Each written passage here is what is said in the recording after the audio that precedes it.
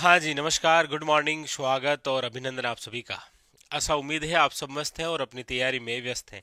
आइए शुरू करते हैं आज का हमारा सेशन। जैसा आप सबको विदित है कि हम राजस्थान जीके की जो 4.0 बुक है उसका सॉल्यूशन कर रहे हैं और इसी सॉल्यूशन के अंदर आज हम जिस चैप्टर के बारे में चर्चा करेंगे वो रहेगा आपके सामने चैप्टर नंबर 2। और चैप्टर नंबर जो 2 है वो है आपके भौतिक प्रदेश, भौगोलिक विभाजन। और ये वो चैप्टर है जिसमें से प्रत्येक एग्जाम में क्वेश्चन आता है। तो इस चैप्टर के भी हम बहुत सारे क्वेश्चन सोल्व करने वाले हैं और इसी चैप्टर से सबसे ज़्यादा क्वेश्चन बनते हैं। तो आइए फिर शुरू करें। हाँ, ये आपके राजस्थान जीके की 4.0 बुक है जो कि आपके पुराने पेपरों पर आधारित है और ये आपके राजस्थान जीके के लिए वन लाइनर बुक है, बहुत ही इंपॉर्टेंट। चलिए फिर शुरू करते हैं आज का सेशन। लीजिए, ये रहा चैप्टर नंबर 2 और चैप्टर नंबर 2 का पहला क्वेश्चन क्या कह रहा है, देखिए।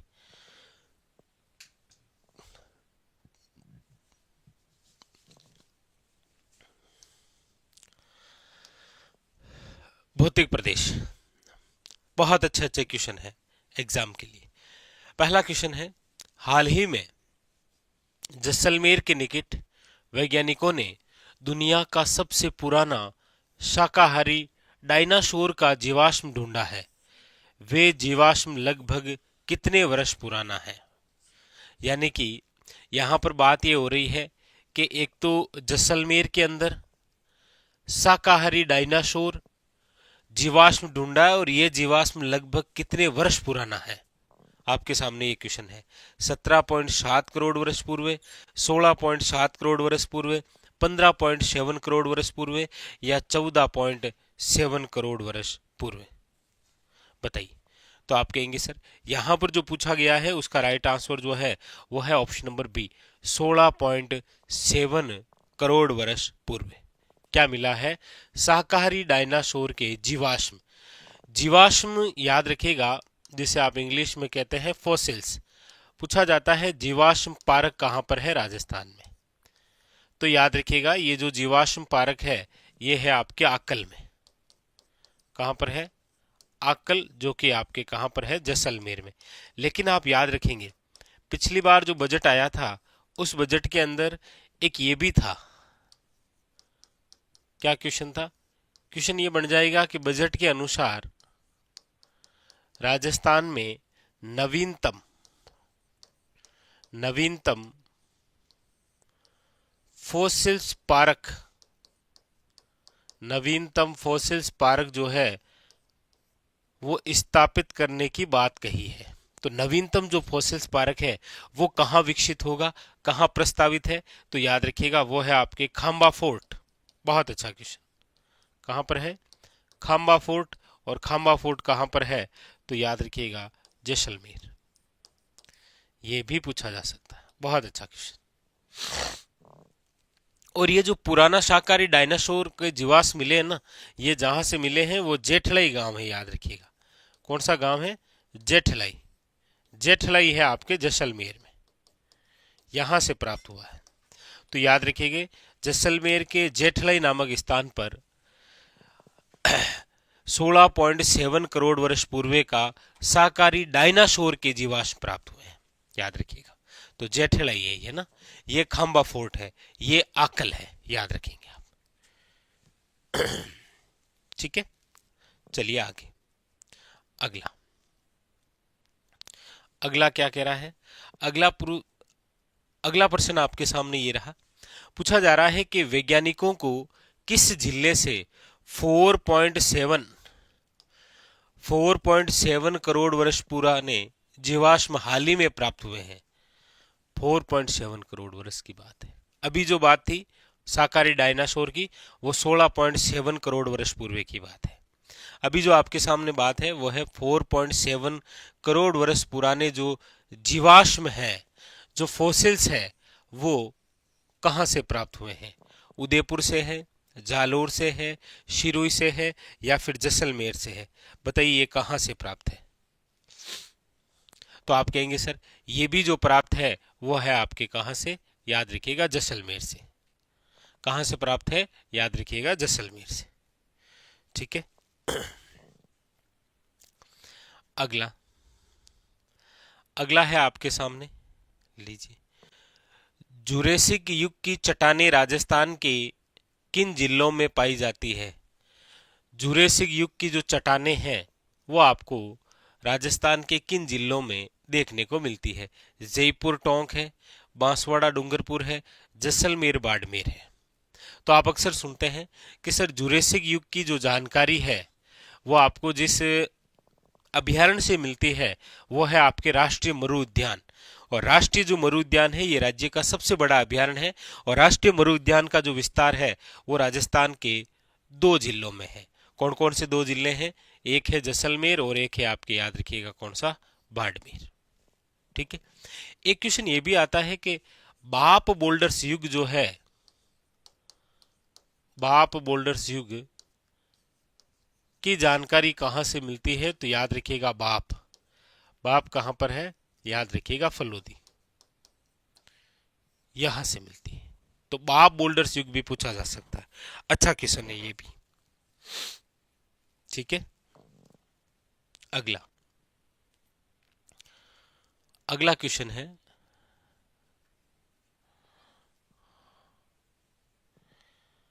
दिख जाएगा क्या? चलो प्रश्न पढ़ लेते हैं क्या पूछा जा रहा है, फिर इसका आंसर देते हैं।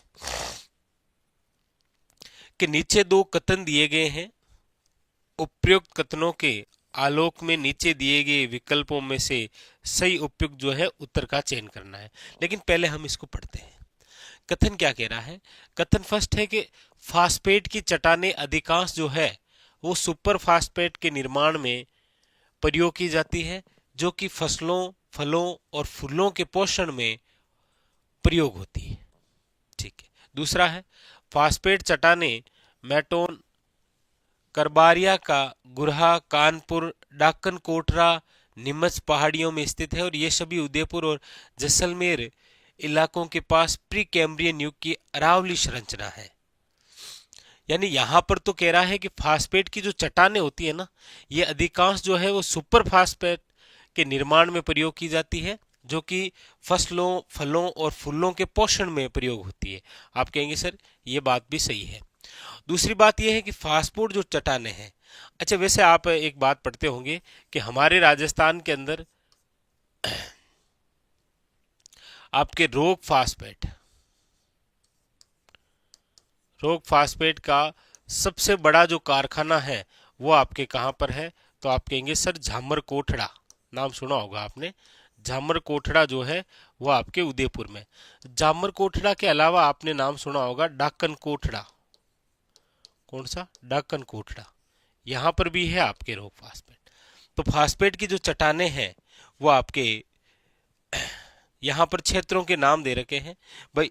बेटौन है, करबारिया का गुरा है, कानपुर है, डाकन कोटरा है, नीमच की पहाड़ियों में स्थित है और ये सभी उदयपुर और जैसलमेर इलाकों के पास प्री कैम्ब्रियन युग की अरावली संरचना के अंदर है। तो आप कहेंगे सर ये भी बात जो है वो सही है। यानी कि यहाँ पर जो प्रश्न नंबर 4 दे रखा है इसकी हम चर्चा करते हैं तो आपके सामने दोनों आपके सही है। ठीक है। लीजिए अगला, दोनों ही कथन सही है। ऑप्शन नंबर जो है वो B is a correct answer. ठीक है। अगला लीजिएगा। क्वेश्चन नंबर है आपके सामने 5। क्या कह रहा है देखिए। पूछा जा रहा है कि जोधपुर में मालानी रायोलाइट्स पर मारवाड़ महासंघ सैंडस्टोन विषम विन्यासी उप रियासी शेल है। ये किस प्रकार का विषम विन्यास कहलाता है? शेल का मतलब यहां पर चट्टानें हैं भाई। जैसे जोधपुर में है आपके मालानी रायोलाइट्स चट्टानें हैं, पर मारवाड़ महासंघ सैंडस्टोन। और दूसरी बात शेल पत्थरों की बात है। ये किस प्रकार का विषम विन्यास कहलाता है? कोणीय विषम विन्यास है, सम विन्यास है, या असम विन्यास है, या स्थानीय विषम विन्यास है। यानी जोधपुर और जो मालानी रायोलाइट है यहाँ पर जिस प्रकार के सैंडस्टोन की जो सेल है वो निम्न में से किस प्रकार का विषम विन्यास कहलाता है? तो वो है आपके असमविन्यास, यानी ऑप्शन नंबर जो है वो है सी इज ए करेक्ट आंसर। अच्छा जूम करें, ठीक है कर देंगे, ये लो। अगला अगला है आपके सामने कि बाप बोल्डर्स बेड राजस्थान के किस जिले में स्थित है?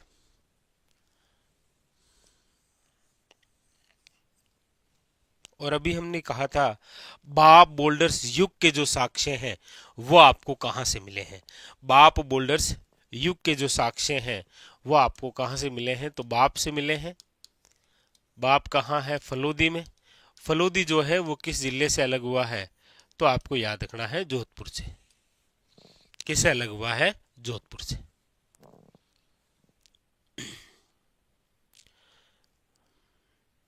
अब यहां पर यह है कि ये जो युग है ये किससे संबंधित युग है बताना है।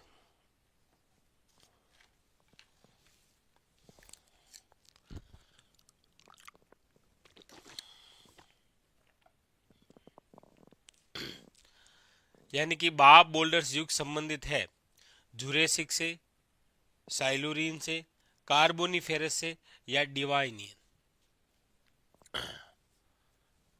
बताइए।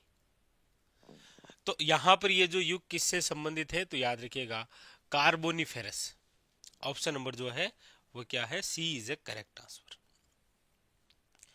अगला है आपके सामने कि राजस्थान में प्री कैम्ब्रियन चट्टानों का जो आधारभूत वर्णन है वो किसके द्वारा किया गया?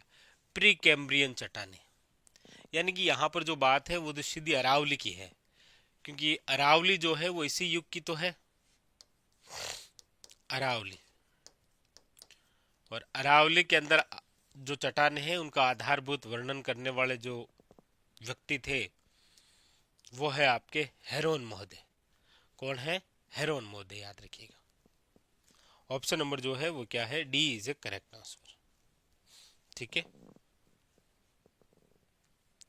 अगला अगला है सेंदड़ा स्टेशन के पास चट्टाने खाली जगह आकृति में पाई जाती है, यानी कि सेंदड़ा में जो है वो किस आकार की चट्टाने पाई जाती है? भूसाकार है, भैंसाकार है, सर्पाकार है या इनमें से कोई नहीं? सबसे पहले तो ये है कहां पर? सबसे अच्छा क्वेश्चन तो यही है कि सेंद्रा स्टेशन के पास में इस प्रकार की चट्टानें पाई जाती है, निम्न में से किस जिले से ये संबंधित है? तो याद रखिएगा अजमेर। हालांकि अब तो ब्यावर हो गया है, क्योंकि ब्यावर जो है वो अजमेर से ही अलग हुआ है, तो वर्तमान के अंदर ब्यावर वैसे आ जाए तो याद रखिएगा अजमेर के अंदर है। और आप सब जानते हैं कि शेंद्रा स्टेशन के पास जो चट्टाने हैं उनका जो आकार है वो कैसा है? याद रखिएगा सर्पाकार। कैसा है? सर्पाकार। अगला अगला है आपके सामने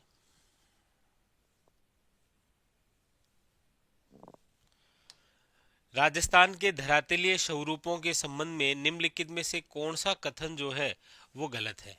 यानी कि यहाँ पर जो बात है वो राजस्थान के धरातलीय स्वरूप, यानी कि जो 4 प्रकार के भौतिक प्रदेश आप पढ़ते हैं, मरुस्थल, अरावली, मैदान और पठार, इनके बारे में पूछा गया है। बताइए। देखिए ये कह रहा है कि पश्चिमी बालू का जो मैदान है वो 33 सागर का अवशेष है क्या?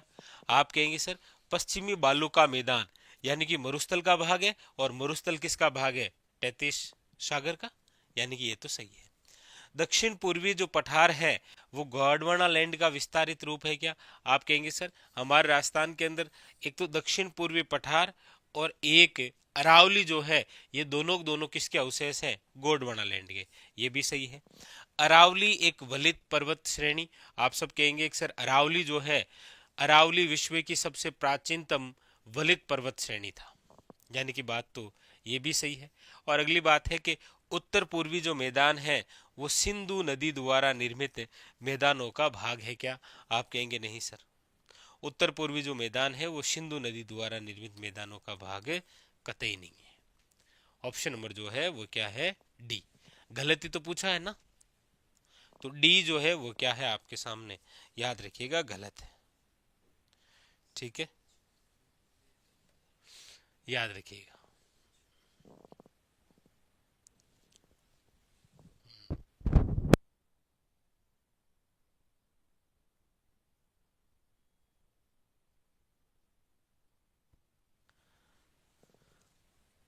अगला, अगला है आपके सामने कि भू आकृति की दृष्टि से राजस्थान को कितने उप क्षेत्रों में बांटा जा सकता है? बताइए। ये कह रहा है कि भू आकृति की दृष्टि से भौगोलिक जो विभाजन है या आप जो भौतिक प्रदेश पढ़ते हैं उस आधार पर यदि हम देखेंगे तो आप इसे कितने भाग उप क्षेत्रों में बांट सकते हैं, कितने उप क्षेत्रों में बांट सकते हैं, ये बात पूछी जा रही है। अब देखिए, वैसे यहां पर तो नाम तो दिया नहीं है व्यक्ति विशेष का, क्योंकि आपने भी पढ़ रखा है कि आप जब राजस्थान का भौगोलिक विभाजन पढ़ते हैं तब एक नाम जरूर पढ़ते हैं, वह है रामलोचन जी का। रामलोचन के अनुसार, रामलोचन के अनुसार क्या पढ़ते हैं आप? इनके अनुसार ये पढ़ते हैं कि रामलोचन जी ने हमारे राजस्थान का जो भौगोलिक विभाजन किया है वो दो वृहद प्रदेशों में किया है। दो वृहद प्रदेश नाम आप पढ़ते हैं, कितने? दो वृहद प्रदेशों में। कौन कौन से वृहद प्रदेश थे? एक राजस्थान और एक राजस्थान पठार, दो पढ़ते हैं। फिर इन्होंने इसी को चार भागों में बांट दिया। आप पढ़ते होंगे कि रामलोचन जी ने राजस्थान को दो वृहद प्रदेशों के अंदर बांटा, लेकिन याद रखिएगा चार उप प्रदेशों के अंदर भी बांट दिया। और उसके बाद में याद रखेंगे, आप पढ़ते हैं कि रामलोचन जी ने इसे 12, कितने? टोटली 12 अलग अलग क्षेत्रों के अंदर विभाजित करते हुए लघु प्रदेशों में बांट दिया था। 12 लघु प्रदेश। तो इस हिसाब से देखेंगे तो इसका जो राइट आंसर है वो यहीं से निकल के आएगा 12। भू आकृतिक दृष्टि से राजस्थान को कितने उप क्षेत्रों में बांट दिया गया है? तो याद रखिएगा 12। हाँ, रामलोचन जी ने क्रम से 2, 4 और 12। हालांकि यदि ऐसा आता कि राजस्थान को मुख्यतः कितने भागों में बांटा गया है तो हम कहते कि मुख्यतः तो 4 ही है भाई, मरुस्थल है, अरावली है, मैदान है और पठार है। तो इस हिसाब से इसका राइट आंसर है जो है वो 12 है। अगला, अगला है कि पश्चिमी मरुस्थलीय क्षेत्र का क्षेत्रफल लगभग है, लगभग बताना है कितना है। पश्चिमी मरुस्थलीय क्षेत्र का क्षेत्रफल जो है वो लगभग कितना है? मरुस्थल की बात हो रही है।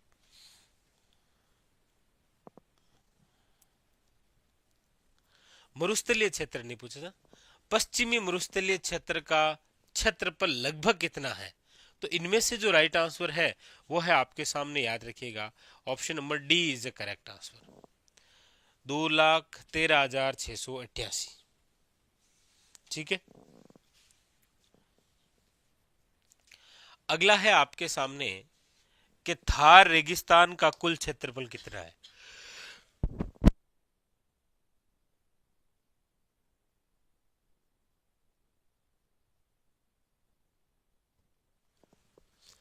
थार रेगिस्तान, थार रेगिस्तान, यहां जो क्वेश्चन पूछा जा रहा है ना वो ये है, यानी कि हम जो मरुस्थल पढ़ रहे हैं इस मरुस्थल का जो विस्तार है वो आप दो देशों में पढ़ते हैं। कितने देशों में पढ़ते हैं? दो देशों में पढ़ते हैं।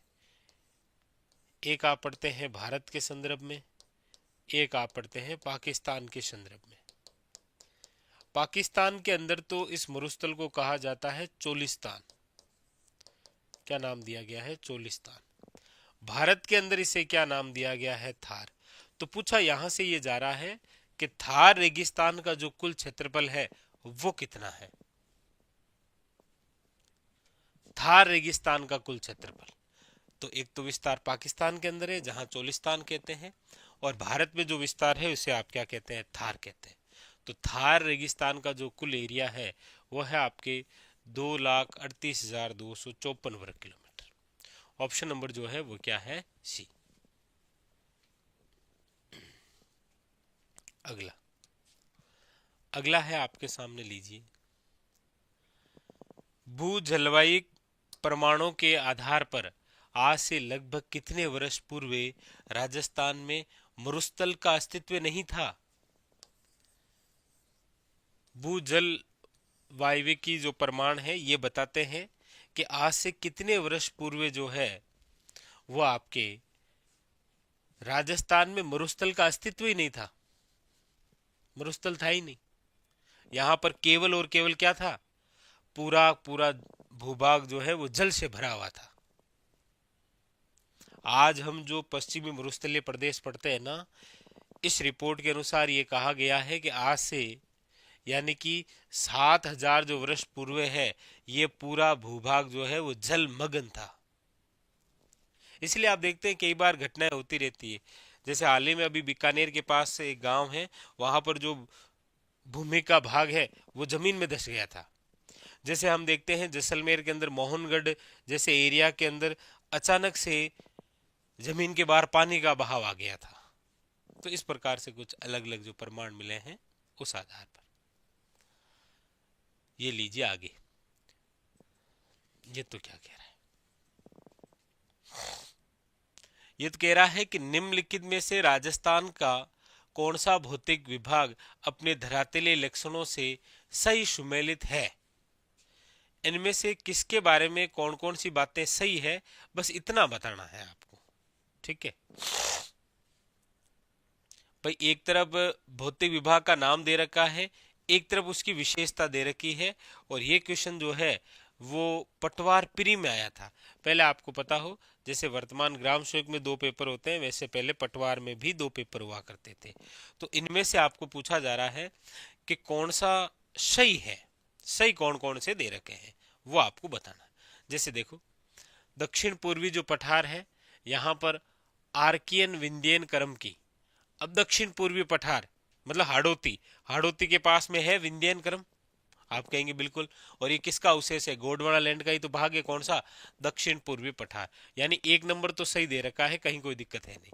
दूसरा देखो, पश्चिमी बालू का स्तूप रायलो क्रिटेस क्रम की है, और ये किसका अवशेष है, तैतीस सागर यानी पश्चिम बालू का मैदान। पश्चिम बालू का मैदान मतलब मरुस्थल, मरुस्थल किसका भाग है, तैतीस सागर का ही तो है, सही है। अरावली जो है, अरावली दिल्ली क्रम प्राचीन वलित पर्वत श्रेणी है, विश्व की सबसे प्राचीनतम वलित पर्वत श्रेणी कौन सी, अरावली। उत्तर पूर्वी मैदान दक्कन लावा विंध्यन क्रम और सिंधु नदी निर्मित मैदान का भाग है। अब देखिए, ये जो उत्तर पूर्वी है ना, ये दक्कन और लावा विंध्यन क्रम नहीं है। दक्कन लावा विंध्यन क्रम का जो भाग है वो है आपके कौन सा, दक्षिण पूर्वी पठारी प्रदेश है, ना कि कौन सा, उत्तर पूर्वी मैदान। यानी कि ये गलत है। तो 1, 2 और 3 जो है वो क्या है, सही है। ठीक है, ऑप्शन नंबर जो है वो है सी।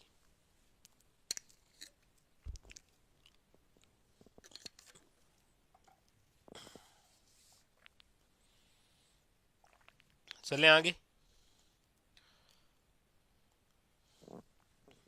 आगे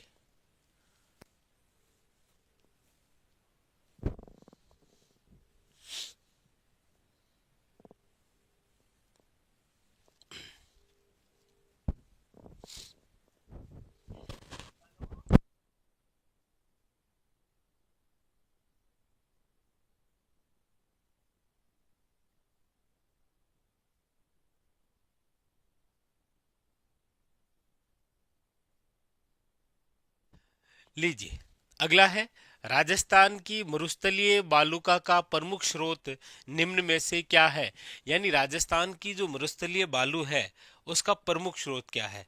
क्या प्राचीन नदियों द्वारा लाई गई मिट्टी है ये, सतपुड़ा पर्वत के कण है ये, चंबल नदी द्वारा लाई गई मिट्टी है, या फिर बनास नदी द्वारा लाई गई मिट्टी है? राजस्थान की यानी कि जो मरुस्थलीय बालू है उसका प्रमुख स्रोत निम्न में से क्या है? यानी कि पश्चिमी राजस्थान के अंदर आप जो मिट्टी पढ़ते हैं तब की बात है ये। तो वहां पर आप देखेंगे कि पश्चिम में बनास भी नहीं है, चंबल भी नहीं है, सतपुड़ा नहीं है, लेकिन प्राचीन नदियों द्वारा लाई गई मिट्टी तो जरूर मिल जाएगी आपको। ऑप्शन नंबर क्या है, ए इज ए करेक्ट आंसर। अगला अगला क्वेश्चन क्या कह रहा है, देखिए।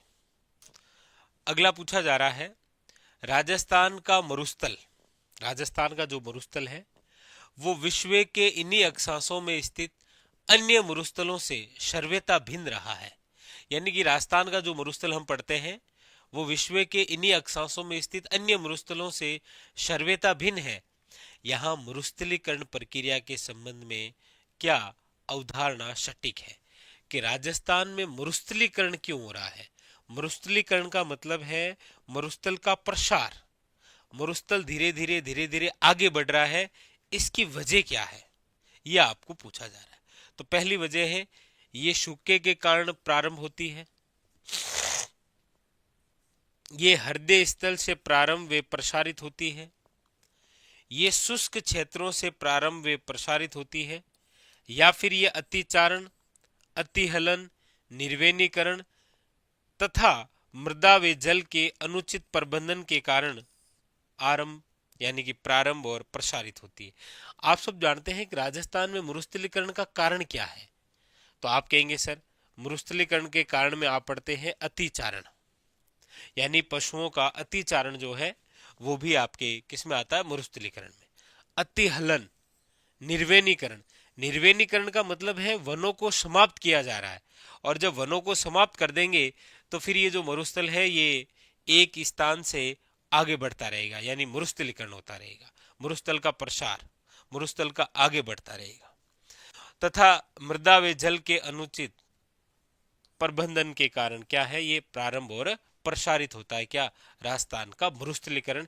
इसीलिए ये अन्य मरुस्थलों से क्या है, भिन्न है, याद रखिएगा। ठीक है, आगे अगला है, अगला देखिए, अगला क्वेश्चन क्या कह रहा है, फिर हम आगे देखिए क्या पूछा जा रहा है। पूछा जा रहा है संरचनात्मक दृष्टि से राजस्थान के भौतिक स्वरूप भारत के निम्नलिखित में से किन उच्चावचों प्रदेश का हिस्सा है। देखिए आप जब पढ़ते हैं कि राजस्थान के जो भौतिक प्रदेश है, राजस्थान के जो भौतिक प्रदेश है कौन कौन से, मरुस्थल है, अरावली है, मरुस्थल है, अरावली है, मैदान है और आपके पठार है। ये जो है ये चारों चारों जो है ये निम्न में से भारत के कौन से भौतिक प्रदेशों का हिस्सा है। तो आप कहेंगे सर इनमें से हम अक्षर पढ़ते भी हैं, कौन कौन सी दो बातें देखिए। एक तो हम ये पढ़ते हैं कि मरुस्थल और मैदान जो है, मरुस्थल और मैदान जो है ये तो है आपके उत्तर विशाल मैदान का भाग। किसका है, उत्तर विशाल मैदान का भाग। और याद रखेंगे ये जो अरावली और पठार है ये प्रायद्वीपीय पठार का भाग है, प्रायद्वीपीय पठार का भाग है। अब इसका मतलब यहां पर जो पूछा गया है इसका राइट आंसर क्या होगा,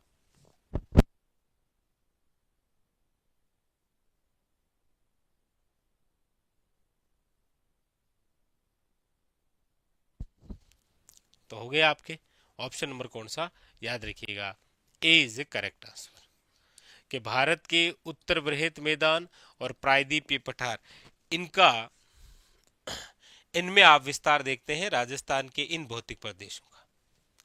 अगला, थार मरुस्थल का सर्वाधिक विस्तार मिलता है, यानी कि जो थार मरुस्थल है इसका जो सर्वाधिक विस्तार है वो कहाँ देखने को मिलता है। तो आप कहेंगे सर मरुस्थल की ही हम बात करते हैं, और हमने अभी कहा था कि हम जो मरुस्थल पढ़ रहे हैं इसका विस्तार जो है वो दो देशों में है, एक तो भारत में है और एक आप देखते हैं पाकिस्तान में है। इस मरुस्थल का याद रखिएगा 15% हिस्सा जो है वो पाकिस्तान में है, जबकि 85% भाग जो है वो आपके कहाँ पर है, याद रखिएगा भारत के अंदर। भारत में इसका विस्तार जो है वो आपको दिखाई देता है राजस्थान में, पंजाब में, हरियाणा के अंदर, गुजरात में, याद रखिएगा। तो सर्वाधिक जो है वो भारत के अंदर है। ठीक है जी। अगला, निम्नलिखित में से कौन सी विशेषता थार के मरुस्थल से संबंधित नहीं है? इनमें से कोई ऐसी विशेषता है क्या जो थार मरुस्थल से संबंधित नहीं है? बताइए। पहला है, यहाँ शुष्क और अर्ध शुष्क जलवायु है क्या? आप कहेंगे बिल्कुल सही है सर। मरुस्थल में यदि किसी प्रकार की कोई जलवायु है तो वो आपके सामने क्या है? शुष्क और अर्ध शुष्क। ये तो सही है, हालांकि हमें तो बताना है कौन सा नहीं है। यहाँ रेतीली मिट्टी पाई जाती है, आप कहेंगे बिल्कुल सही है सर। यानी पश्चिमी राजस्थान, पश्चिमी मरुस्थलीय प्रदेश में आप पढ़ते हैं रेतीली मिट्टी, जिसे आप बलुई मिट्टी भी कह सकते हैं, हाँ, जिसे आप प्यासी मिट्टी भी कह सकते हैं, मरुस्थलीय मिट्टी भी कह सकते हैं, जो आप। और यहाँ सदाबहार वन है क्या? आप कहेंगे नहीं सर। सदाबहार वन का मतलब होता है सदा हरा भरा भाग, और सदा हरा भरा भाग केवल और केवल एक ही जगह है, और वो है हमारे राजस्थान का माउंट आबू। केवल केवल और केवल कौन सा प्रदेश है? माउंट आबू, जहां पर सदाबहार वन मिलते हैं। हाँ, राजस्थान के दक्षिण में सागवान मिलता है। ठीक है। यहाँ बालू के स्तूप है। बालू यानी कि रेत, स्तूप का मतलब होता है आकार। रेत के अलग अलग आकार के अलग अलग टीले। तो आप कहेंगे मरुस्थल में यही तो है, यही तो देखने जाते हैं जैसलमेर के समधोरों में। जैसलमेर में सम, वहीं पर क्या है? बालू का स्तूप।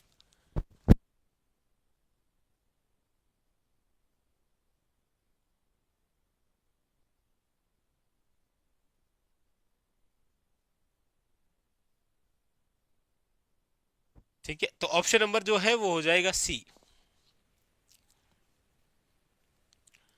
अगला, ये बड़ा अच्छा और तगड़ा क्वेश्चन आया है। ये पटवार मेंस में आया था कि राजस्थान के भौतिक प्रदेशों के संबंध में निम्नलिखित कथनों का परीक्षण कीजिए, नीचे दिए गए कूट का प्रयोग करके सही उत्तर को चुनिए। यानी कि आपके सामने ये कुछ ऑप्शन हैं, इन ऑप्शनों में से देखना है कि कौन कौन से सही है।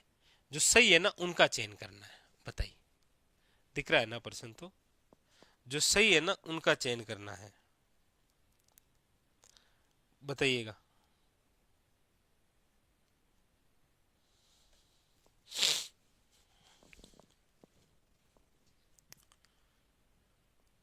सब करवाएंगे, जियोग्राफी, हिस्ट्री, कल्चर, पॉलिटी। देखिए, यहाँ पर क्या बात है? यहाँ पर बात यह है कि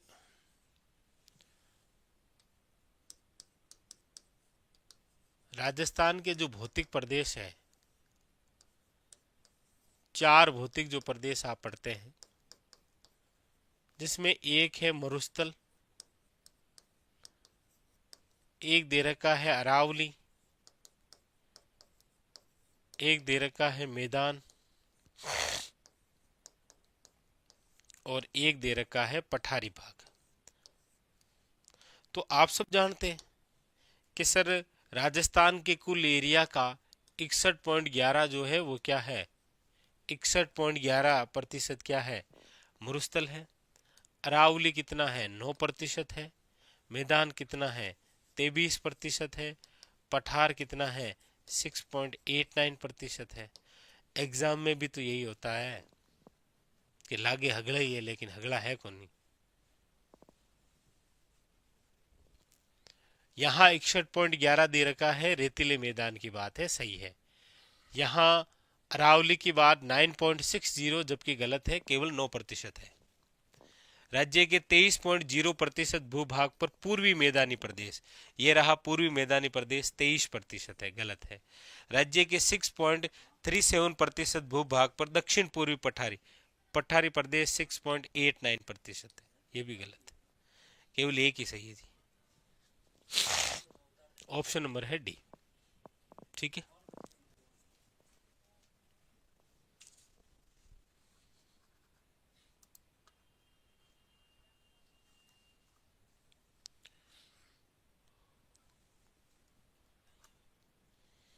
चलिए,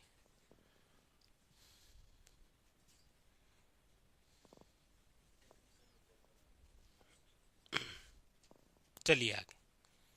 अगला अगला है राजस्थान को उसकी भू आकृतिक दृष्टि से कितने प्रमुख क्षेत्रों में बांटा जा सकता है, बताइए।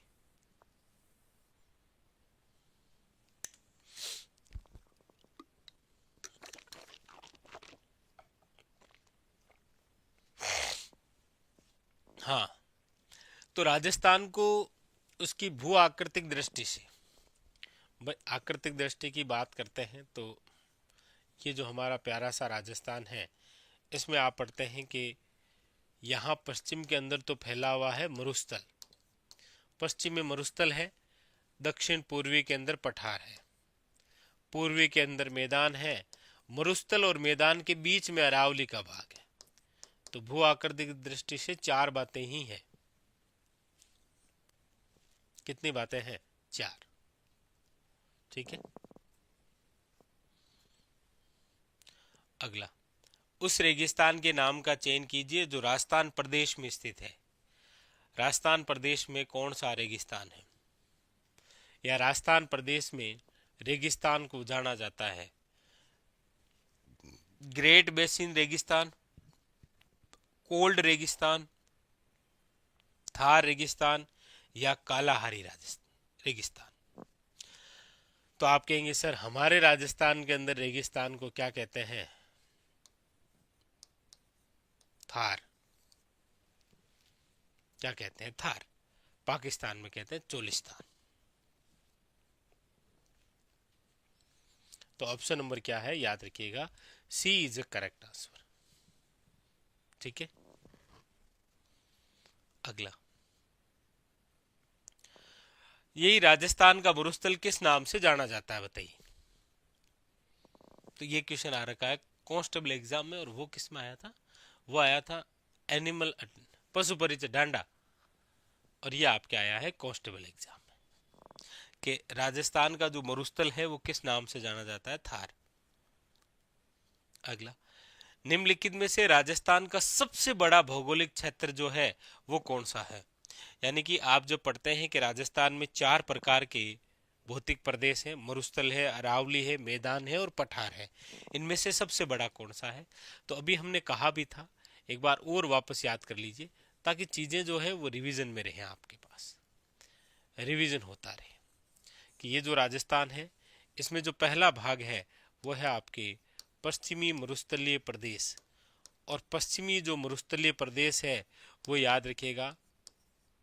दूसरा जो है वो है आपके अरावली पर्वतमाला, तीसरा जो है वो है आपके पूर्वी मैदानी प्रदेश, और चौथा जो है वो है आपके, याद रखिएगा, पठारी प्रदेश। तो इसमें से याद रखेंगे आप कि ये जो है आपके सामने पश्चिमी मरुस्थलीय प्रदेश, याद रखिएगा कितना है? तो ये है 61.11% राजस्थान के कुल एरिया का। अरावली जो है वो राजस्थान के कुल एरिया का 9% है। पूर्वी मैदान जो है वो याद रखिएगा 23% है। पठारी प्रदेश जो है वो 6.89% है। अब आप देख लीजिए सबसे बड़ा कौन सा है? पश्चिमी मरुस्थलीय प्रदेश। अच्छा, इसके अलावा यदि आपको यहाँ पर साथ में ये भी पूछ लिया जाए जनसंख्या, तो याद रखिएगा 40% यहाँ निवास करती है, 10% अरावली में निवास करती है, 39% जो है वो आपके पूर्वी मैदान में, और 11% यहाँ पर निवास करती है। याद रखेंगे, ये है आपके जनसंख्या की बात, ये है क्षेत्रफल की बात। तो सबसे बड़ा कौन सा है? फिर आप कहेंगे सर ऑप्शन नंबर है सी,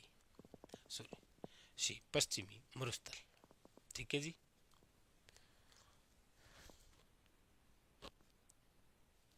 चले आगे।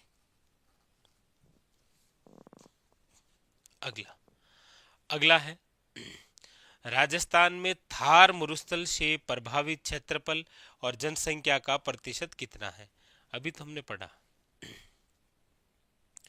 हमने पढ़ा कि राजस्थान का जो मरुस्थलीय प्रदेश है, जो पश्चिमी मरुस्थलीय प्रदेश है, उसमें यदि क्षेत्रफल की बात हो रही है तो 61.11 है, और यदि जनसंख्या की बात हो रही है तो 40% जनसंख्या यहाँ निवास करती है, यानी 61 और 40।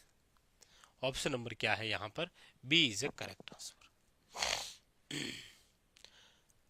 अगला है, राजस्थान के कितने जिलों को मरु जिला बोला जाता है? यानी राजस्थान के टोटली कितने जिले जो हैं उनको आप मरु जिले के नाम से जानते हैं? बताइए, 12, 13, 14 या 15?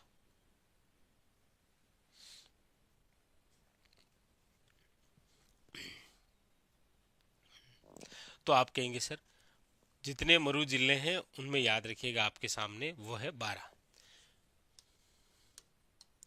यहां पर पूछा गया है मरु जिला कितना है, तो याद रखेंगे 12 है, ये 33 के अकॉर्डिंग।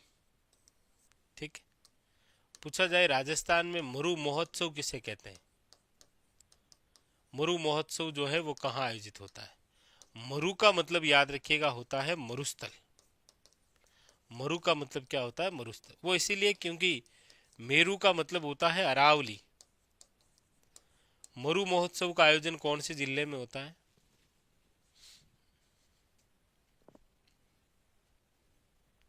बताइए।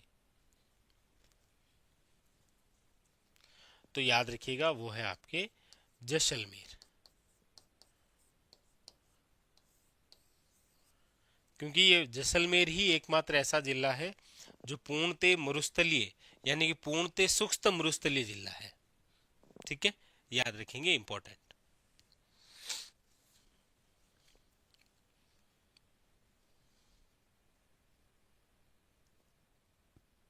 क्लियर? आगे बढ़े। अच्छा, अब देख लो वर्तमान केंद्र विस्तार। बाड़मेर से एक अलग हुआ है कौन सा? बालोतरा हो जाएगा एक और। एक आपको पता हो तो जोधपुर से अलग हुआ है कौन सा? फलोदी हो जाएगा। एक आपको पता हो तो नागौर से अलग हुआ है कौन सा? डीडवाना कुचामन। ये लगी तुम्हें? चलिए आगे। अगला है, राजस्थान राज्य का कितना भाग जो है वो मरुस्थलीय क्षेत्र है? यानी राजस्थान का कितना हिस्सा जो है वो मरुस्थलीय क्षेत्र है? अब वो क्या है, क्वेश्चन पूछने के तरीके उसके अलग अलग आते हैं, ऐसे तरीके अलग है भाई। आधा है, 2/3 है, 1/3 है या 1/4 है? बताइए।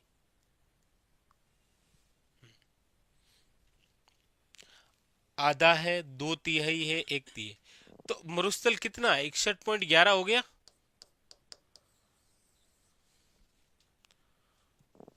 कितना हो जाएगा? बिल्कुल शाबाश, 2/3।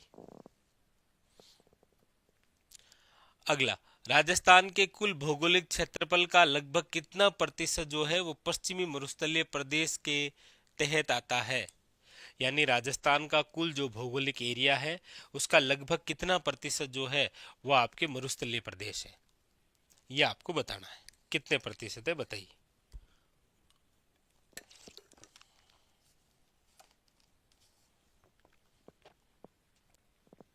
तो 61% हो जाएगा यहाँ पर, ऑप्शन जो दे रखा है उसके अकॉर्डिंग। थार मरुस्थल से संबंध में निम्न कथनों पर विचार करें और सही विकल्प जो है उसका चयन करना है आपको। बताइए, सही विकल्प जो है उसका चयन करना है। क्या कह रहा है?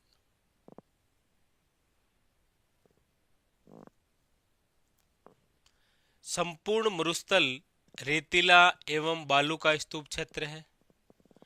ये लगभग 1,75,000 वर्ग किलोमीटर क्षेत्र में विस्तृत है। ये 25 सेमी संवर्षा रेखा के पश्चिम में स्थित है। भालेरी चूरू के अंदर मेंढा नदी घाटी में बरखान प्रकार के बालू का स्तूप पाए जाते हैं। एक बात तो यहाँ पर क्लियर है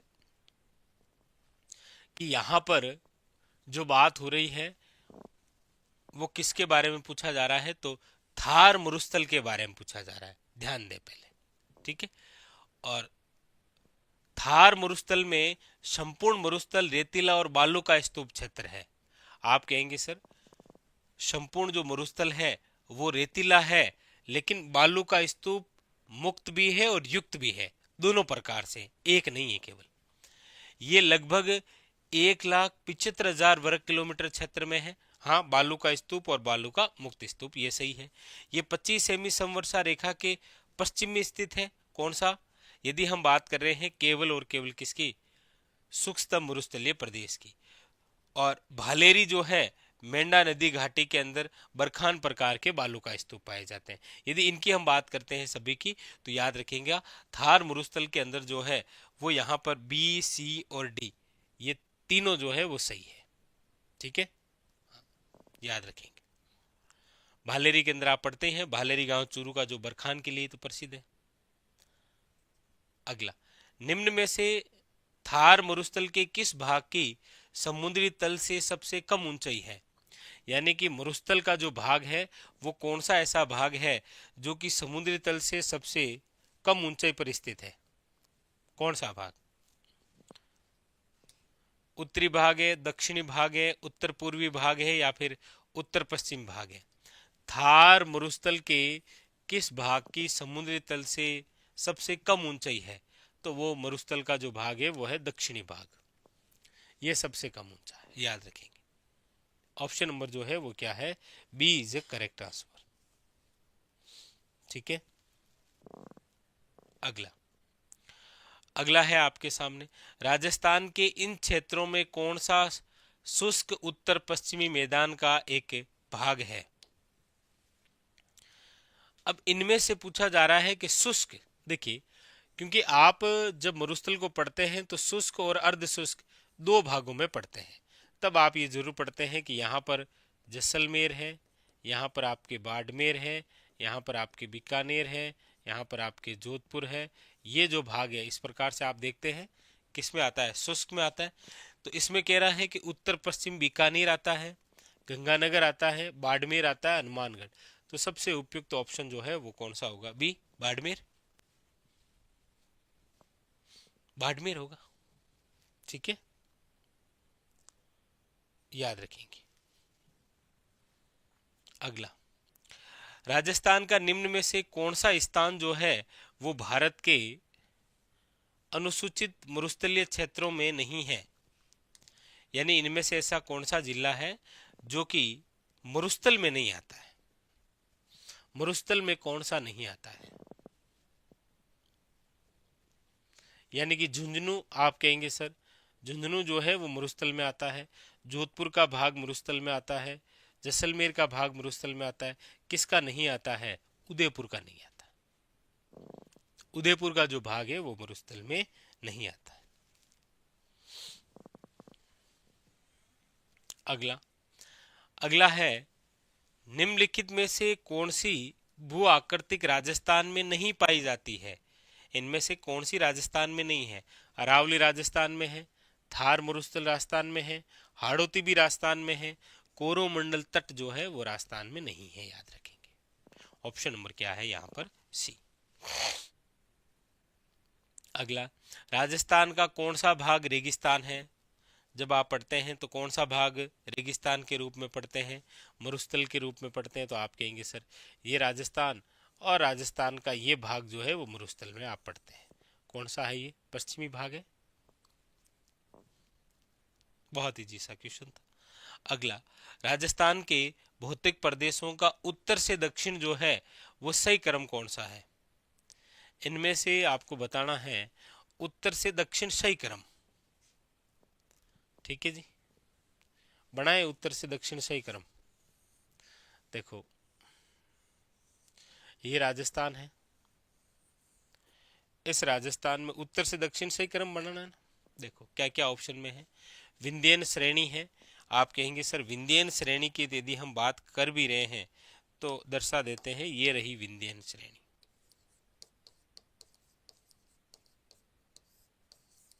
ठीक है, फिर क्या है? लूणी बेसिन, ये रही लूणी बेसिन, लूणी बेसिन।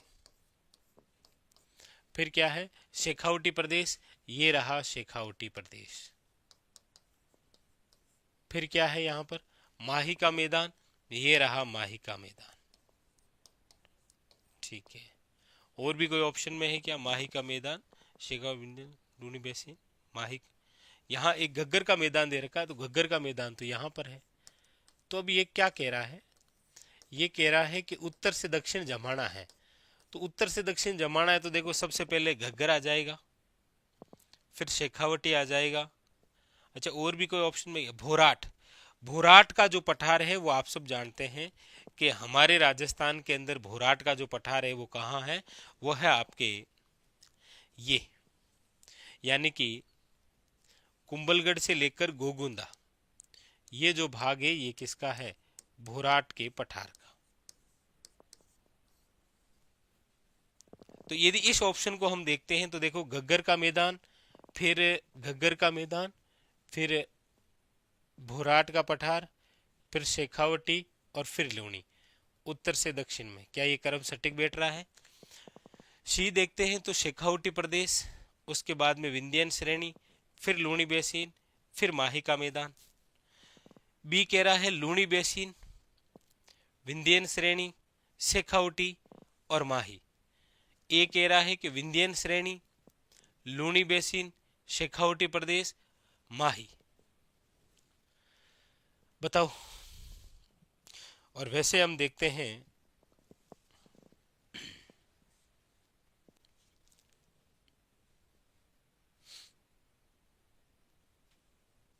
कि इनमें से कौन सा राइट आंसर माना गया है।